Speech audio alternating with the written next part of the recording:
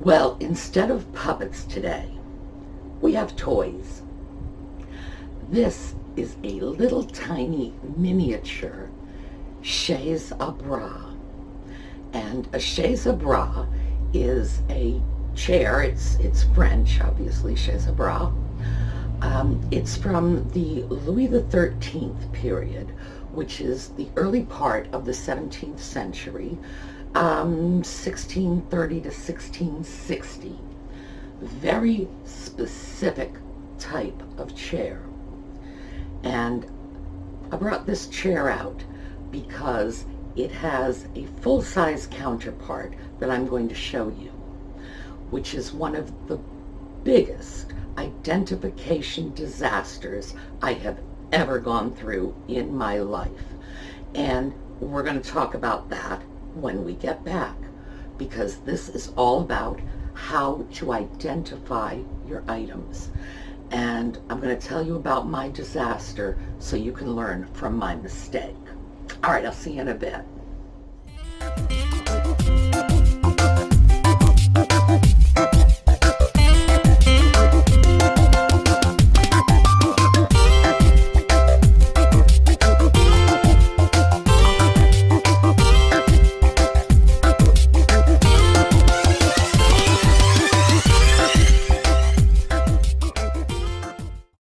Hi, welcome to my bedroom.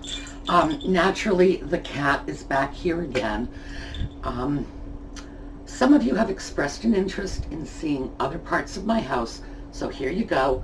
This is my bedroom. This is where I sleep. Come along, you. These are my pillows. That's where my cat sleeps. Those are my handcuffs. I know you thought I was kidding about chaining old men to the bed. But the sad truth is I am rocking a very serious psychosexual dysfunction. But hey, I'm learning to live with it. These are my bunny slippers.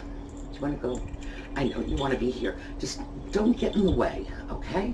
You can just wander. Just be good.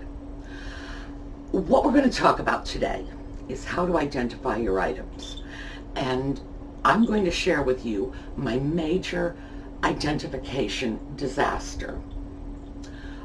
As I mentioned in the intro, it's a chaise a bras.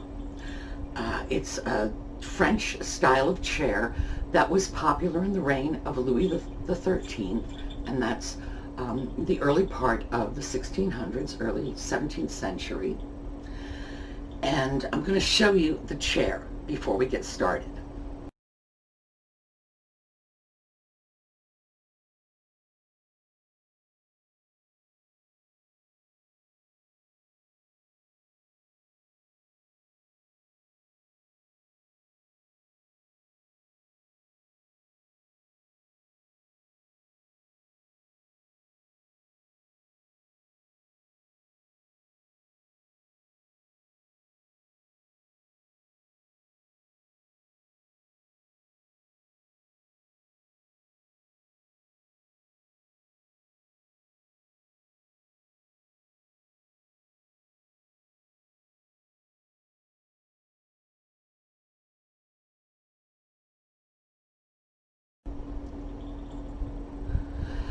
I got that chair about 20 years ago, and it needed to be resprung and reupholstered.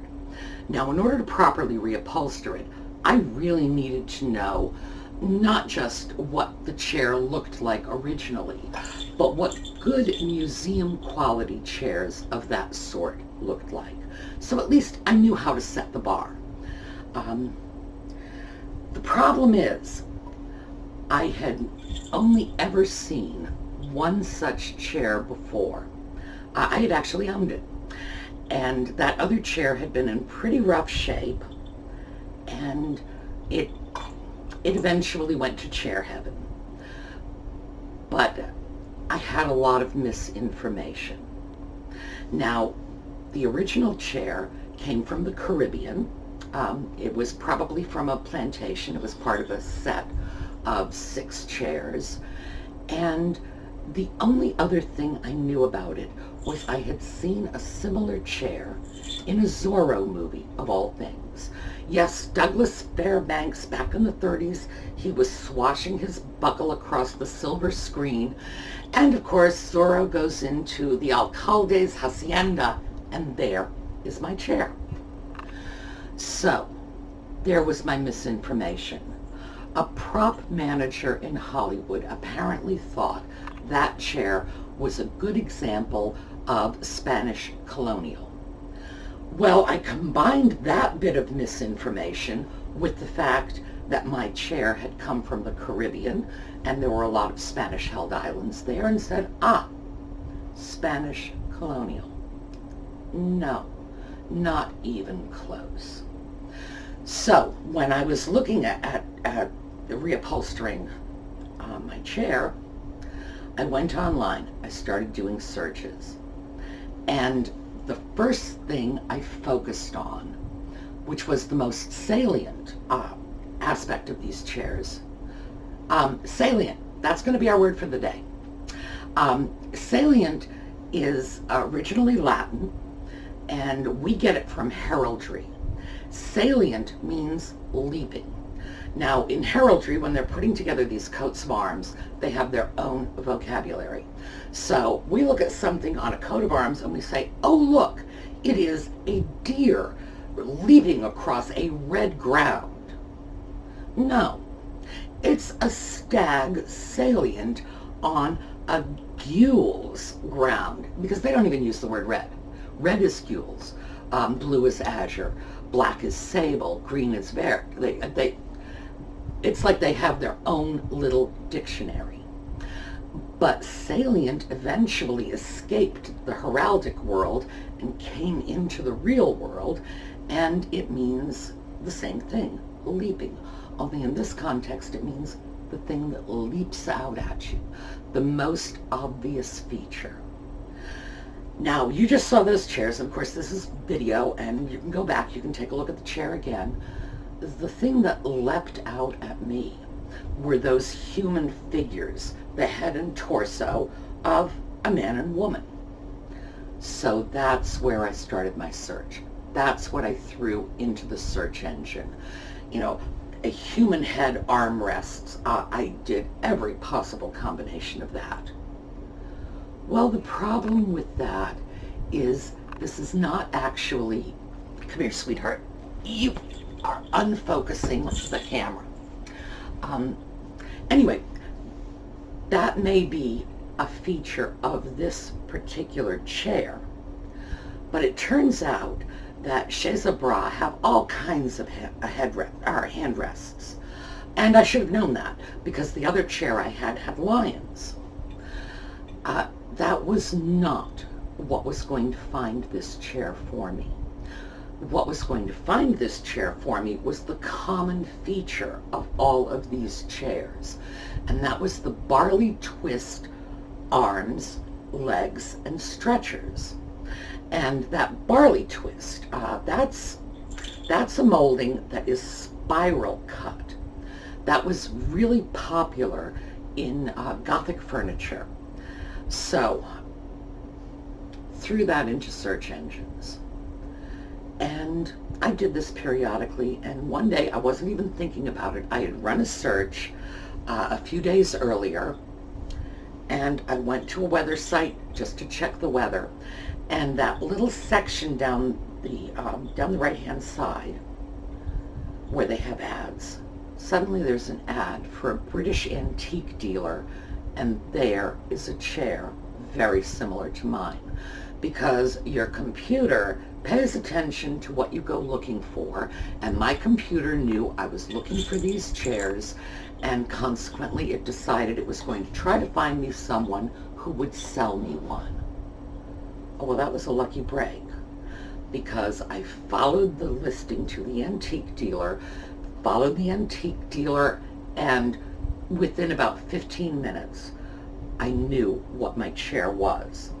Now, it's not from the 1630s. There was a revival period in the late 1800s.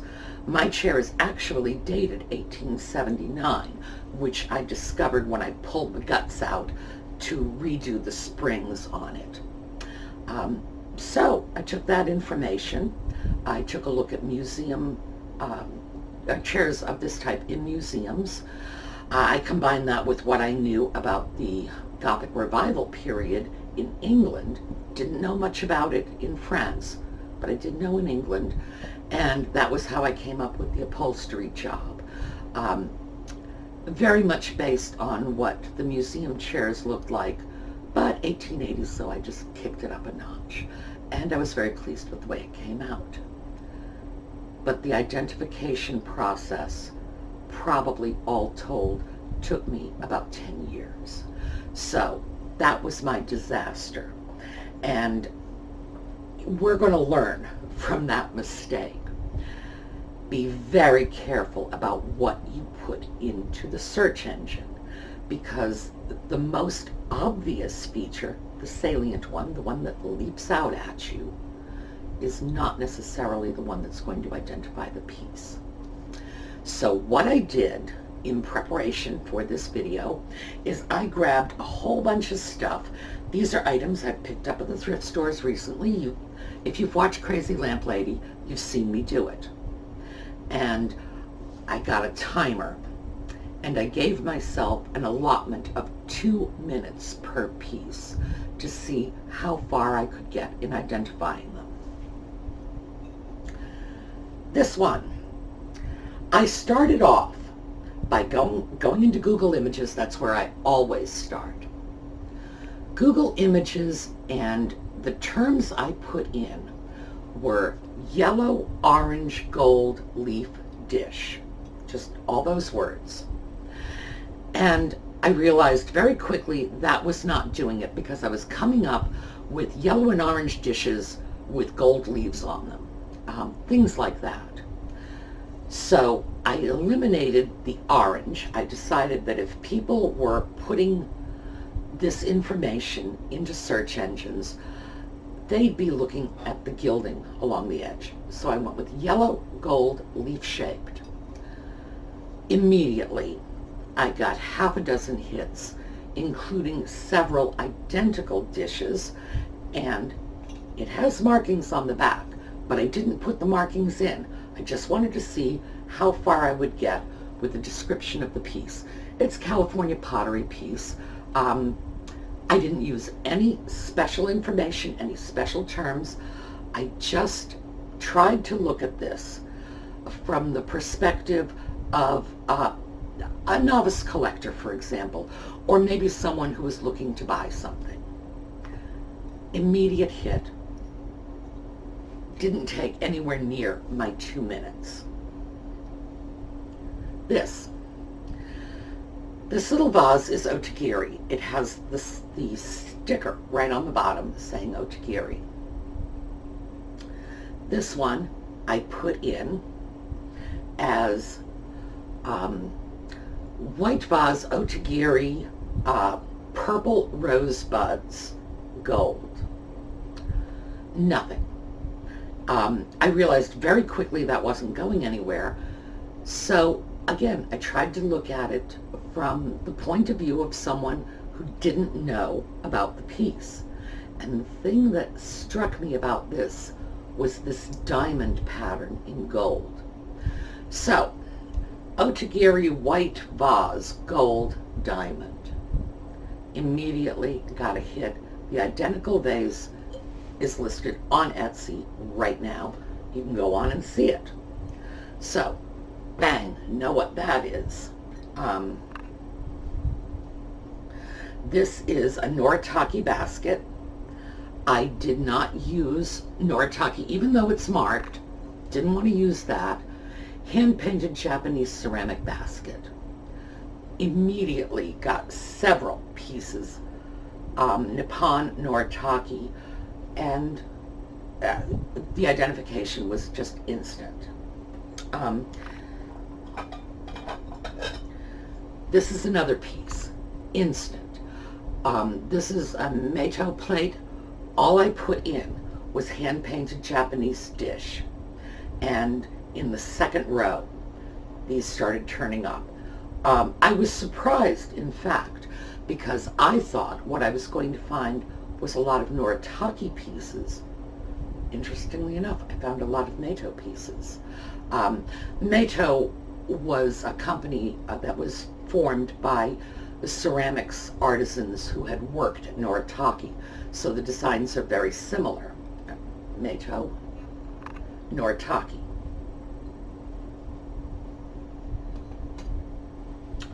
Katani plate, almost instant.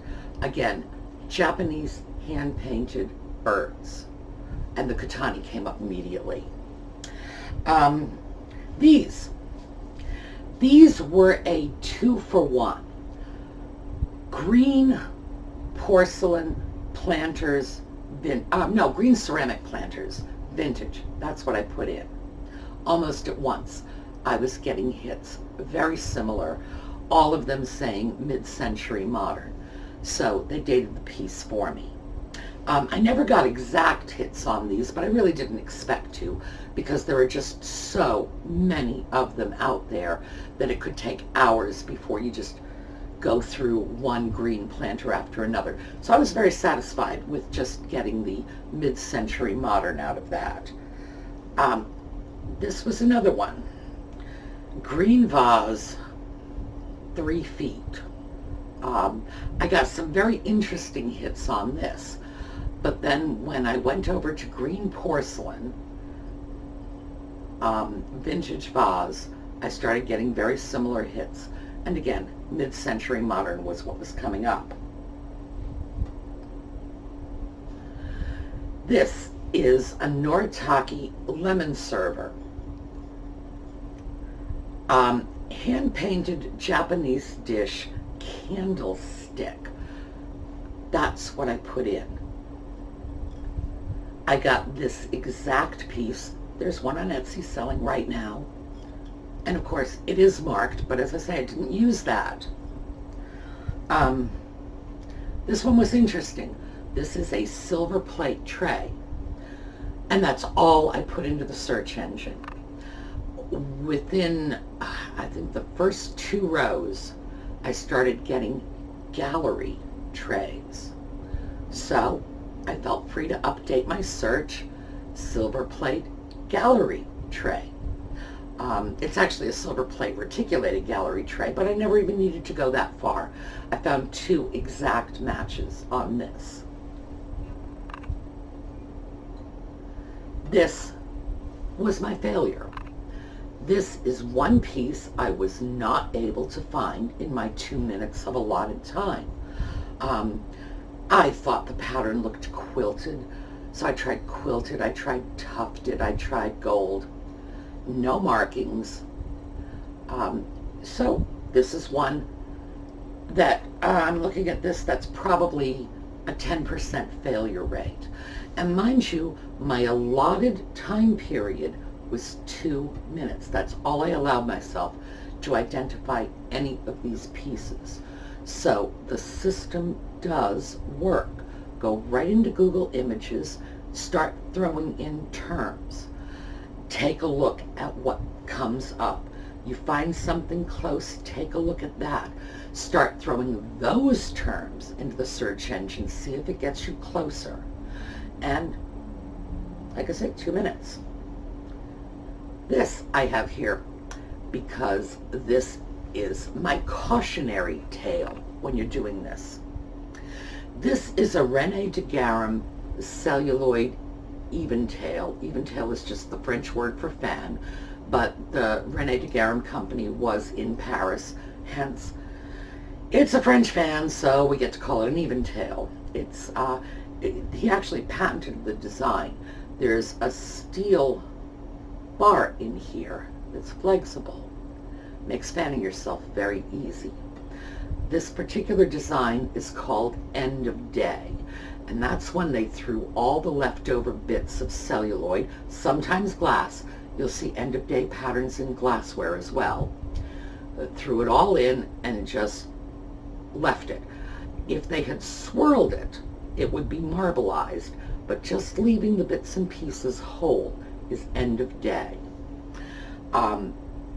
I saw a fan of this sort, and it was different. It had a different design on it, but still, it's all the same shape. It's the Rene de Garam fan, listed on eBay a few months ago as a Spagnolo. Now, Spagnolo is simply the Italian word for Spanish. I recognized it from the picture immediately, and interestingly enough, I recognized at once where the term Spagnolo came from. There is a Rene de Garam fan listed in the search engines. It will come up, so it's somewhere on the internet. It's in a non-English website, which in fact may be Italian. I just don't happen to recall, but it is tagged Spagnolo. No idea why. The person who listed their Rene de Garam fan obviously went on the internet, found something similar, grabbed the word and said, that must be what this is. Always check. Check and check again, because you could be repeating someone else's misinformation. Remember me and that chair, because it came from the Caribbean and the prop master put it in the Zorro movies, and voila, Spanish colonial. Oh, please. You know, that mistake cost me a lot of time in identifying my chair. So double check. But this is how you find out what your things are. This is how you identify them. Then once you've found out what they are, and you're reasonably sure you have the correct term, because it's showing up on piece after piece after piece, not just on one lone Rene de Garam Spagnolo, then you go into eBay and you check their sold listings. Put in all the information you can think of about your piece and see what they sold for. Now, you may have to change your search terms with eBay, because when something shows up on the internet, okay, Katani bird plate. You go to eBay, you're probably going to want to put in Katani plate, leave the bird out. Or if you put in Japanese hand painted, whatever, you're going to want to narrow it down. But eBay is providing for free what the auction sites charge for, and that is sold prices. Now, if you have something very valuable, traditionally the way you found out what the value was you would check out the catalogs at the auction houses and see what these items sold for. Now, ordinarily, they didn't give it to you for free. You would have to purchase the catalog. eBay gives you the information for free. So that's how we do our identifications. And with this information, you should be able to identify just about anything that crosses your path. At the very least, you should get close. Like I did with these mid-century planters, you should get close enough so that at least you know what you're dealing with. Now, this could be McCoy, this could be from California pottery. I'd have to do more research to find out, but at least I would know what I am researching. And most of the time, if you're going to sell it, that's pretty much all you need to know. Green mid-century modern planter. Really, what more do you need? So, that's my shorthand condensed version of how to identify your stuff. Now, this station, as you may know, is an educational channel on YouTube. That's how I listed it. I did that because I had hoped that would give you better quality advertisements. The ads that go up on this YouTube channel fund the projects and the giveaways, assuming I ever make any money on it, which so far I have not, but still, it's a possibility. So I wanted you to have decent quality ads. I didn't want you to have to sit through silliness or beer ads or a whole bunch of stuff you might not be very interested in, or that you might not be comfortable with if you're watching the video with your grandchildren in your lap. So, educational. But that makes this my classroom. So this week, we got some homework. Last week, I asked viewers to write in if they wanted us to take a look at their Etsy shop, and we got a lot of takers. I chose 3. I don't want to say completely at random. I chose 3 that were different enough so that we would have a variety of styles of shop on Etsy, specializing in different kinds of items.